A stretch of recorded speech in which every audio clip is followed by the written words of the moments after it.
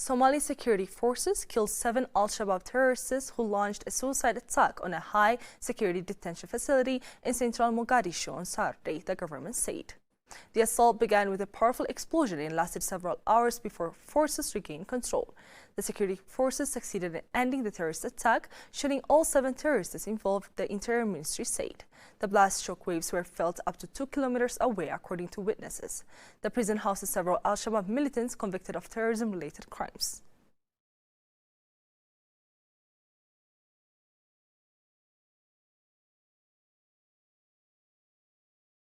Chad's parliament approved a constitutional amendment removing presidential term limits and extending each term from 5 to 7 years.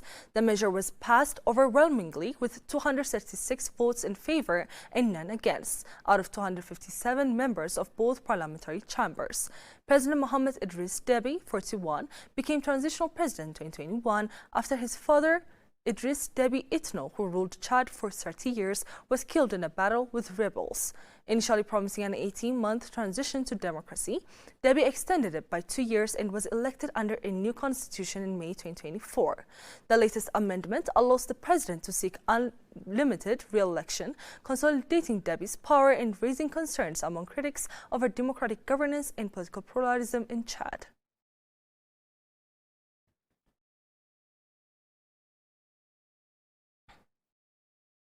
African Union Commissioner for Political Affairs, Peace and Security, Bankole Adoye, joined the conference urging youth to be resourceful and hardworking. The ECOWAS Commission, in partnership with the African Union and the Nigeria's Federal Ministry of Youth Development, hosted the Youth Creative Conference 2025 in Abuja on Friday. The event brought together young leaders, innovators, and policymakers from across Africa to advance peace-building and nonviolent approaches to security. Bankole called for their voices to be heard and systematically included in governance reforms and peace processes to drive national growth and stability. The conference also called on governments, civil society, and international partners to support Africa's young peace builders in creating sustainable security and development.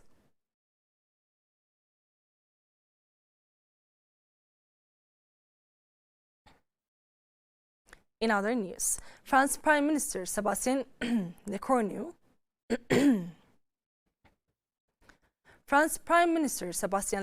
has resigned less than a day after his cabinet was unveiled. The conditions were not fulfilled for me to carry on as Prime Minister, Lecornu said on Monday morning, and criticized the unwillingness by political parties to reach compromises. The Elysee Palace made the announcement after Lecornu met President Emmanuel Macron for an hour on Monday morning. The shock move comes only 26 days after Lecornu was appointed Prime Minister following the collapse of the previous government of Francois Bayrou. Parties across the board in the National Assembly had fiercely criticized the composition of Lecornu's cabinet, which was largely unchanged from Bayrou's, and threatened to vote it down.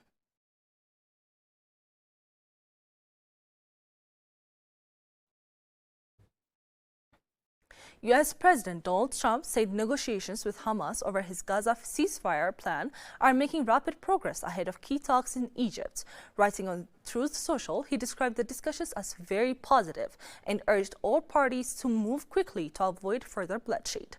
Hamas confirmed a delegation led by Khalil al-Hayya arrived in Egypt for talks on a ceasefire, Israeli troop withdrawal, and prisoner exchange.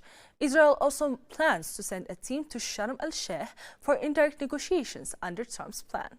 Unveiled on September 29, Trump's 20-point proposal calls for the release of hostages and prisoners, a ceasefire, Hamas disarmament, and Gaza's reconstruction.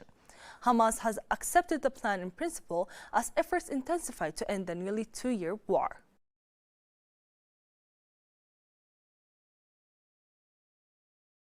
The story of resurgent Ethiopia and burgeoning Africa is here, only on the Pulse of Africa channel. All the time, Pulse of Africa, the face of Ethiopia, the voice of Africa.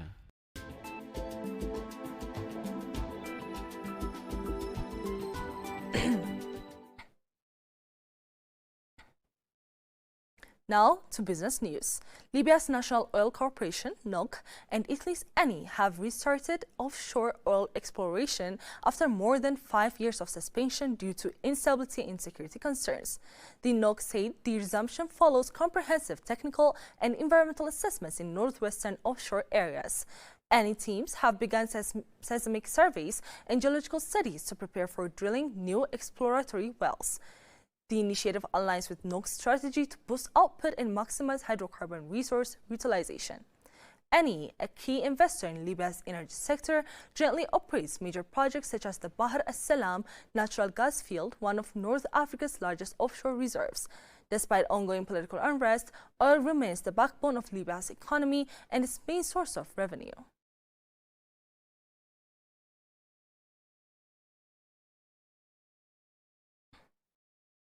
Bitcoin, the world's largest cryptocurrency, surged past $125,000 for the first time in its 17-year history, reaching a record high of $125,245.57 on Sunday, up nearly 2.7%. The world's largest cryptocurrency rose to $125,245.57 at 05:12 GMT, surpassing its previous record of $124,480 set in mid-August. The cryptocurrency rose for an 8th consecutive session on Friday, supported by recent gains in U.S. equities and inflows into Bitcoin exchange-traded funds.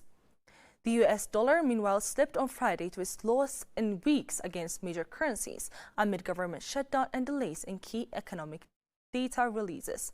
October is traditionally a strong month for Bitcoin, with this year's surge lifting its value by more than 30%.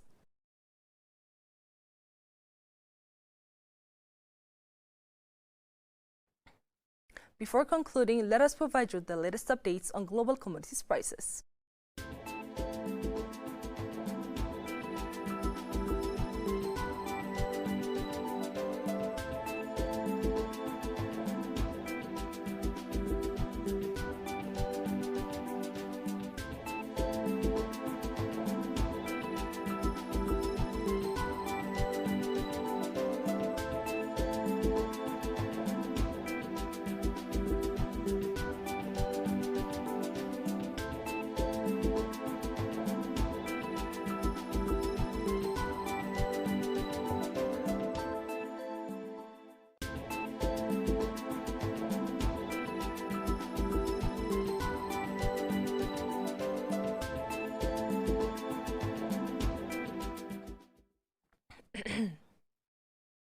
Now to weather updates.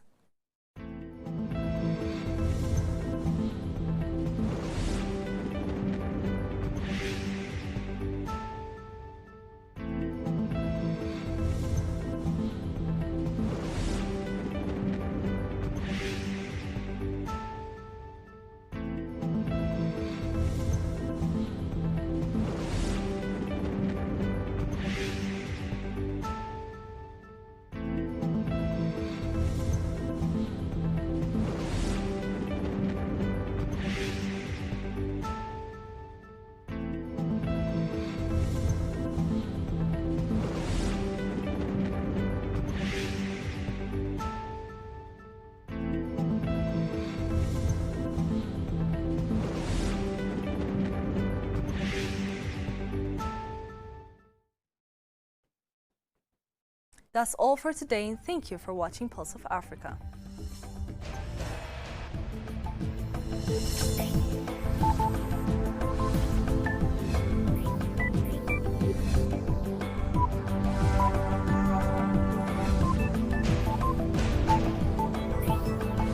This is Pulse of Africa, the face of Ethiopia, the voice of Africa.